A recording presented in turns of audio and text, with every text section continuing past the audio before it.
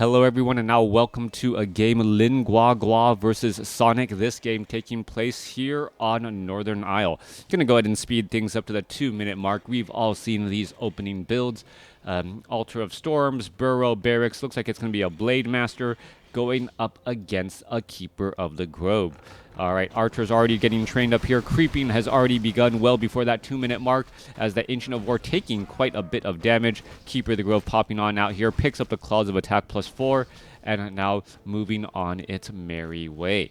Meanwhile, on the bottom left, Blade Master has sold his Scroll of Town Portal, done a little bit of shopping at his own Voodoo Lounge, and picked up Circlet of Nobility, Healing Salve, Clarity, and Scroll of Speed. Alright. Interestingly enough, Blade Master going to come back around across here, going to try and clean or steal a little bit of the experience. Going to find a Treant, going to take it down, and now go after this one Force of Nature. Force of Nature could actually get taken down first, and once that Force of Nature is taken down, the Blade Master is going to finish off this Murloc as well. We're going to look Murloc Huntsman now taken out here. All right. Keeper of the Grove sitting at level 1, not yet at level 2. Does still have Treants, perhaps going to summon up some more Treants, clear out creep camps, and then from there try and a little bit of a situation here. Treants need to move a little bit here in order to clear out the Murloc Flesh Eaters and perhaps get to level 2. Keeper of the Grove does have Claws of Attack +4, and I believe is going to try and do a bit of harassment here in just a moment, but with Orc Burrows nearing completion, may not get too far. Blade Master now heading back around as we see an entangle onto a Grunt here. The Grunt could easily get tangled up and taken down. That is a very, very long route, dealing a bit of damage. Keeper of the Grove does get the final, I believe, got the final hit there. Blade Master now trying to retreat back, getting up some Clarity Potion and action. Not yet quite Healing Salve since he didn't take any real damage. Bottom left, tech to tier 2, nearly halfway done. Sonik a little bit behind on that tech to tier 2. Meanwhile, more grunts are still being added across here, as I'm not sure exactly what these players are going to try for a middle game unit composition.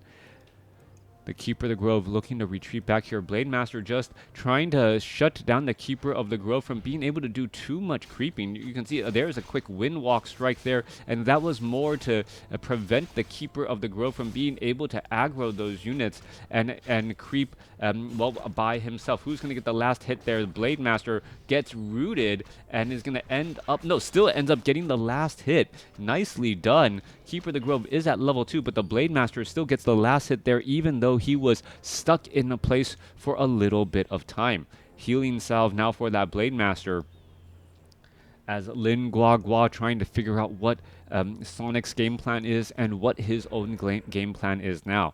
We should be looking at a bestiary, at least one, if not two, coming across from the Orc. Raiders incredibly powerful at being able to ensnare down and shut down units. The question is going to be, are we going to be looking at Spirit Lodges?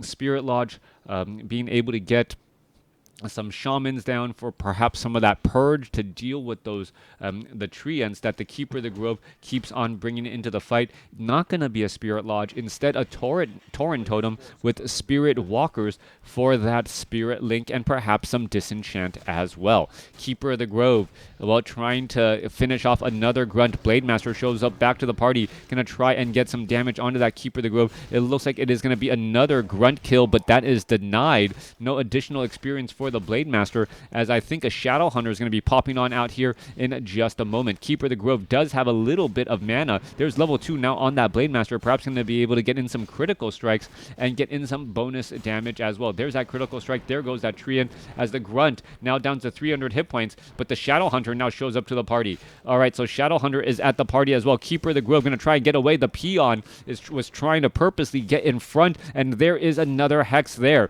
Peon, Windwalk, Blade Master just tries to get a Windwalk strike off, but instead the Blade Master, stays in Windwalk form as the Keeper of the Grove able to Scroll of Town Portal back home. Keeper of the Grove back down to the south side here. Ancient of War absorbing, tanking damage. Demon Hunter now joining in on the fight. Quickly gonna pick up a scroll of the beast and, well, begin his creeping journey. Shadow Hunter down to the south side here, creeping alongside that Blade Master and one lone grunt. This must be, well, difficult for Lin Guagua. He had trained grunts back at home and had left those grunts to creep with the Shadow Hunter once the Shadow Hunter came out, while having the Blade Master try and do harassment. The Keeper of the Grove and Sonik must have known about that plan and strategy, and that's the reason why he went to try and shut down those grunts to slow down the creeping of the Shadow Hunter. All right, in comes another entangle here, and the entangling game has just been so consistent overall, as we now see another hex go down onto the Keeper of the Grove. Blade Master could be in trouble. Blade Master is it going to try and wind walk away? Keeper of the Grove double backing around. There's another wind walk strike, as well, no one wants to deal run past the Demon Hunter, even if it is on the lower level. Keeper of the Grove does have boots of speed, and once more a double pump fake, as the Blade Master tries to find where that Keeper of the Grove is. Keeper of the Grove has double backed around once more.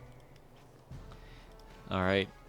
Shadow Hunter, Blade Master looking for where the unit is. We can see what Druid of the Talon went into Crow form, only to end up getting taken out, now being forced to try and retreat back. Meanwhile, the Keeper of the Grove now off to the north here, perhaps trying to outpace, and now, sees that the Keeper of the Grove is back down to the south. This has been a crazy fight, as we see another quick hex. Are we going to see an ensnare? There's the ensnare going down. Keeper of the Grove down to 42 hit points. It gets taken down after all of that running, still not being able to complete it, as a Raider now getting ensnared here. Archers are trying to finish off the Raider. However, these last two archers most likely will just get cleaned up. Spirit Link preventing any focus fire for all of these range units, as one archer down with one archer to go. Raider could easily ensnare it and perhaps try and ensnare and take it down. We are looking at a watchtower being built down to the southern side here. No Tree of Life off to the north. Sonik does have his third and final hero in that Goblin Tinker. So that Goblin Tinker perhaps going to place down some pocket factories, be able to put some pressure. And I still think that one of the reasons why the Goblin Tinker is so useful is you cannot wind walk past his pocket factory, so you're actually able to create and define a battlefield against a Blade Master, while those Clockwork Goblins do deal quite a bit of work. Coming back around on the other side here, Shadow Hunter still shy of level 3, gonna pick up a Potion of Greater Mana, exactly what the doctor ordered, but we need to see some more healing action here. The healing salves, just working overtime, as all of these Orc units are sharing the damage with that Spirit Link. Reinforced defenses has been completed. No easy pickings for those archers against heavy armored buildings, as we're looking at 38 supply compared to 38 after 10 minutes. All right. Ice Troll Warlord gonna get cleaned up here. Meanwhile, Blade Master nearby is Windwalk and scouts out all of this. Ice Troll Warlord gets taken down. Demon Hunter picks up the Book of the Dead. Blade Master may try and, wake things up here, as the Blade Master quickly realized he is revealed here and could have had a Fairy Fire applied, making him, his Windwalk just that much weaker. All right, a quick disenchant for that Fairy Fire. Clockwork Goblins and Treant. A player's forces are under attack. All right, coming back on through. Keeper of the Grove, Demon Hunter, Goblin Tinker going to go ahead and try and engage here. Clear out this creep camp easily. Meanwhile, off to the north, Blade Master going to go ahead and take down this Tree of Life, put pressure on in this position. Wow. I can't tell if it is my soundboard or what is going on, but headphones do hear a little bit of crackling and buzzing. Anyways, coming back down to the south side. Watchtowers do a little bit of poking. Blade Master using that potion of lesser invulnerability, and now gonna be able to shut down the Goblin Tinker. No Staff of Preservation as a big critical strike, able to take down the level 2 Tinker. Meanwhile, Pocket Factory going to easily get cleaned up. Also, a number of spiked barricades. Really a detractor for the Demon Hunter only. Maybe some of those treants, as the Serpent Wards are a great tool against these Druids of the Talon as well. We are looking at Cyclone, as the Druids of the Talon do have mastery trading, but Cyclone to try and pick up the Blade Master and neutralize him, and then perhaps try and deal with the rest of these ground units. New Tree of Life has been placed down by Sonik, so Guagua is in a great spot with this extra base down to the south side here, building up a bit of an economic advantage, while the Shadow Hunter is going to be doing a little bit of creeping as well. Blade Master trying to shut down this Tree of Life is going to be able to do that. There's a quick wind walk away. There's a Dust of Appearance. There's an Entangle. Are we going to look at Fairy Fire? Yes, we are, but it's just not going to be easy to take down that Blade Master, as the Blade Master, even though he's revealed, can simply walk through units. All right, there's another Entangle. There's some more damage, as the Blade Master could be in quite a bit of trouble. Doesn't have that much mana, trying to get away, and it looks like he will be able to get away at 165 hit points. All right, down to the bottom left here, Ogre Magi is getting cleaned up. Shadow Hunter trying to get to level 4. The Magnetar Reaver about to get taken down. Serpent Wards continuing to poke, as the Shadow Hunter will get to level 4 here. Blade Master retreating, going back all the way home. Needs to get a little bit of heals going, perhaps picking up some more healing salves and rejoining with that Shadow Hunter army. 46 supply compared to 46. The extra gold that Guagua is getting cannot just be spent on consumable items right now. He needs to be able to build up a lead, get a higher hero levels, perhaps purposely trying to get to level 5 on the Shadow Hunter first, as we all know how powerful level 3 Serpent Wards can be against a Night Elf army. All right, these Tuskar Sorcerers about to get taken down. Shadow Hunter sitting at level 4 here. Blade Master sitting at level 3. Has a Tome of Retrading. Gonna pass it. Does he pass it off? Gonna pass it off to the Shadow Hunter.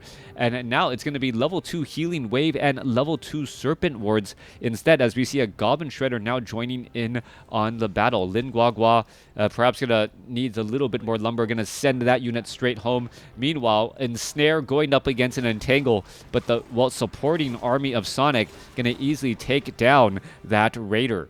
All right, Clockwork Goblins, Voodoo Lounge, easily going to get picked apart here. And without the Voodoo Lounge, that is going to be a big home field advantage lost. Meanwhile, the Raiders, with their very effective siege damage, going to try and poke apart all of these units. A couple of Serpent Wards poking back the other way. Cyclone picking up again, as the Tree of Life is just going to get destroyed. All right, hit and run tactics all game long. Scroll of Town Portal for a tactical retreat. And while all of those units are heading back home. All right, heading back home, perhaps going to heal back up. 53 supply compared to 53. Couple of low hit point Raiders. Need to get some healing salve, but without a Voodoo Lounge here, perhaps needs to visit the shop at the outpost.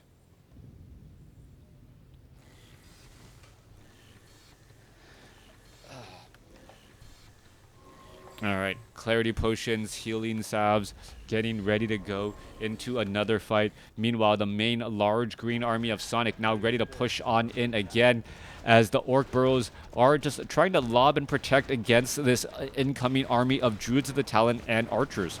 Archers do have the increased range, but don't have any additional bonus damage. Interesting call here, as a Spirit Walker, well, quickly disenchants himself and is able to head back. Orc Burrows can get lost. The Pocket Factory is churning out some of those Clockwork Goblins, as we're looking at the Raiders now trying to engage against the Ancient of War. Perhaps we're going to be looking at another base race scenario. All right. It looks as though, yes, we are getting in a couple of pillage as well. Raiders are going to take down all of these Moonwells, as the Expo off to the north has not been reestablished. If this is a base race scenario, well, generally, base races benefit the base races benefit the Orc army with the faster moving and pillaging. Meanwhile, Scroll of Town Portal, a tactical retreat back and taking down the Goblin Tinker at level 2. Shadow Hunter is getting closer and closer to level 5, which is going to be a big impact with those level 3 Serpent Wards dealing close to 50 or dealing 50 piercing damage, perhaps trying to poke apart those Druids of the Talon while, not being able to hit those archers if they are at full range. I think Serpent Ward, yeah, only 600 compared to the archers, 700, and in comes this engagement now. Treants now trying to join in on the fight. They're just pretty much stationary. These Serpent Wards should really be going after the Druids of the Talon, as they would deal bonus damage there. Both sides continuing to fight their way through. Druids of the Talon are falling. Raiders are falling. 42 supply compared to 50. Sonik needs to, well, currently upside down on supply, needs to build up some more Moonwells as we see a mana burn onto the Shadow Hunter, preventing anything there. There's going to go ahead and get back up to 262 mana. Going to place down some healing waves, perhaps some more Serpent Wards to try and poke apart here as the mana burn, the Demon Hunter hasn't mana burned again. They're finally getting off another mana burn down. Serpent Wards, however, still continuing a little bit of poking, but remember, that's only the level 2 variety as the Shadow Hunter just now gets to level 3. Are we going to be looking at level 3 Serpent Wards? No, not level 3 Serpent Wards. Hasn't even used his new skill as of yet, as the Serpent Wards are still trying to poke apart the other way. 53 supply compared to 41. That Serpent Ward has been cleaned up. Expo over here at the bottom right-hand side. Triple watchtowers with an Orc Burrow already all in position. Plenty of lumber. It looks like that Goblin Shredder is working overtime as the battle's still raging on here. And the Demon Hunter perhaps going to be able to get off some more mana burns again. All of these Spirit Walkers very low on hit points. That Spirit Link spreading across much of that damage as the Demon Hunter now using a Potion of Lesser Invulnerability. Keeper of the Grove able to survive at 16 hit points as the Demon Hunter gives a departing mana burn to that Shadow Hunter. More disenchant across here. More clarity potions and healing salves will be needed. Healing salve,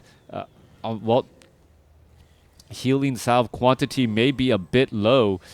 Trying to, drop that pendant of energy while using a clarity potion and then going to pick it back up, healing up more units again and again. And this is just Lin Guagua riding his economic advantage as best he can. He's going into tier 3 right now, sitting at 50 over 62 supply. He knows he's getting 20 gold a second compared to his opponent's 10, since his opponent is not running on 2 bases.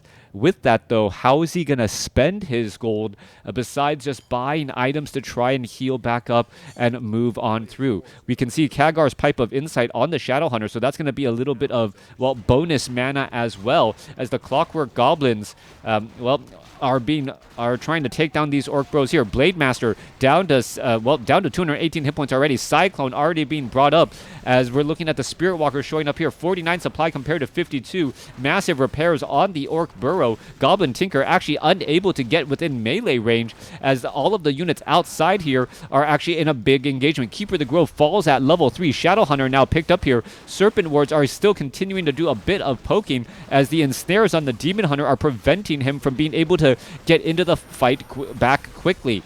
All right, more Serpent Wards are being placed down. The Demon Hunter down to 191 hit points. More damage getting racked up here as the Demon Hunter does have an Orb of Venom now going after some of these units. Blade Master says, you know what, I'll go toe-to-toe with you, Demon Hunter. You were low on hit points already.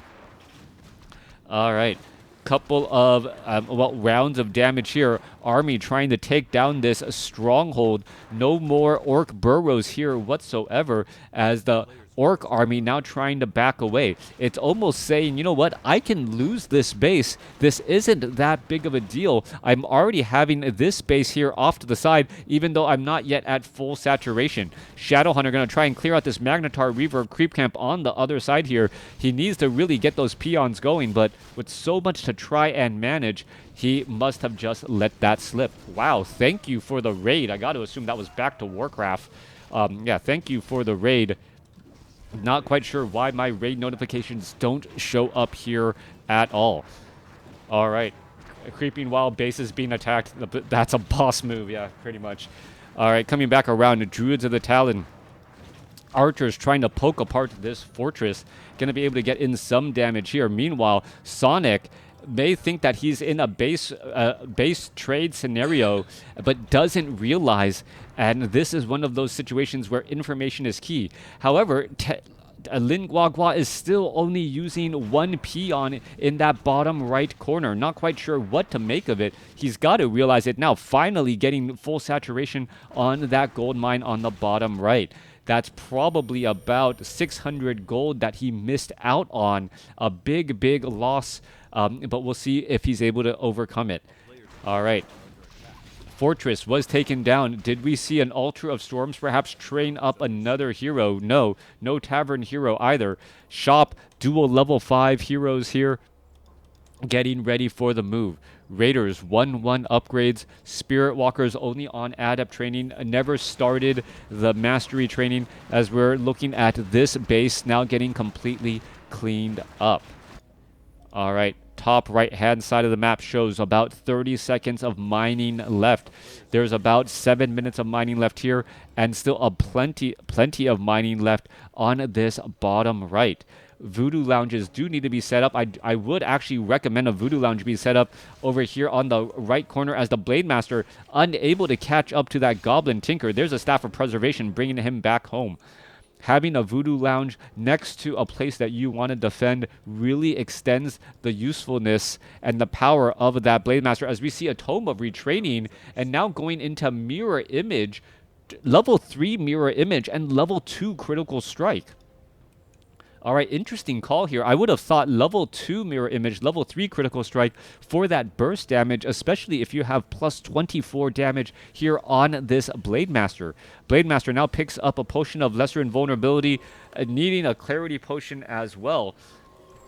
And I think Lin Guagua is just content knowing that he still has more gold than his opponent. He's currently mining off of 2 bases. His opponent is currently mining off of 0. There's that Voodoo Lounge that I was mentioning earlier that should be built, and it currently is getting constructed.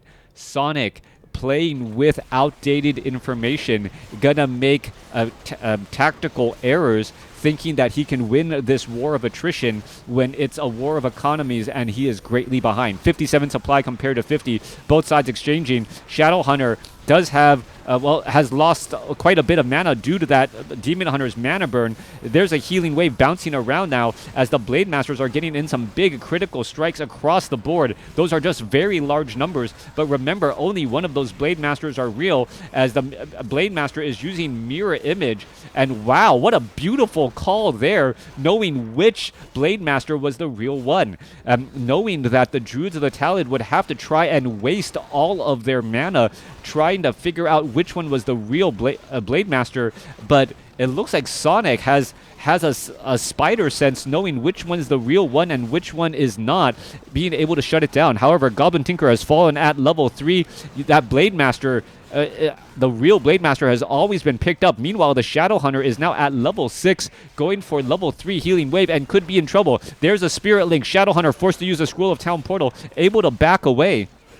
And Sonik may think that he's in a decent spot, doesn't realize that his opponent is sitting on 1,600 gold and can just train up more once again. Shadowhunter needs to heal up very quickly, get in some healing waves, perhaps even buy a potion of healing. There's that Clarity Potion as well, Healing Salve, trying to heal up the remainder of these units here. 22 supply compared to 41, but it is not looking good for Sonik. The Tree of Eternity has picked itself up and marched on over to the Expo position off at the 12 o'clock spot. That's his last hope to try and get his economy going once more. Shadowhunter also picks up a Scroll of Town Portal, has a tactical retreat if it needs it, as the Blade Master illusion now going after this Tree of Eternity. In comes the engagement now. Serpent Wards being placed down. Blade Master trying to shut down this Tree of Eternity. Illusionary Demon Hunter coming across here. This Tree of Eternity about to get taken down. And Sonik perhaps, well, realizing the mistake, wondering how, well, Lin Guagua has this much gold, unaware that there is an expo on the bottom right. Ancient of Winds now making their way over, making their positioning down to the south tier. Shadowhunter still has some mana, could get off another healing wave. Nope, no such luck. Demon Hunter even at level 4, that 100-point mana burn has been effective at limiting the resourcefulness of that Shadow Hunter. Blade Master is still looking to get engagements. 47 supply compared to 13. And at this point in stage, I think Lin Guagua is just trying to not make mistakes. He's in such dominant control of the game that he doesn't need to overcommit in any particular fight and comes away with the victory. Yeah, this does show how important scouting is. If this expo was ever scouted, Sonik would have made appropriate decisions to account for that base. It's always a horrible feeling when you try and figure out why you lose, and you study a replay and you're like, I had no idea he had another base there. His economy was stronger. He was able to bounce back. I had outdated and, incorrect information leading to incorrect decisions. Here's the final scores, everyone. Yeah, pretty much Lin Guagua winning in every single category, but the resource difference, really the big deal there, 8,000 gold. Sonik knew that he wasn't running up on 2 bases, and Lin Guagua did have 2, so it's that extra 2,000, 3,000 gold at the end that Sonik did not properly account for, and Lin Guagua was able to get back into this game quickly.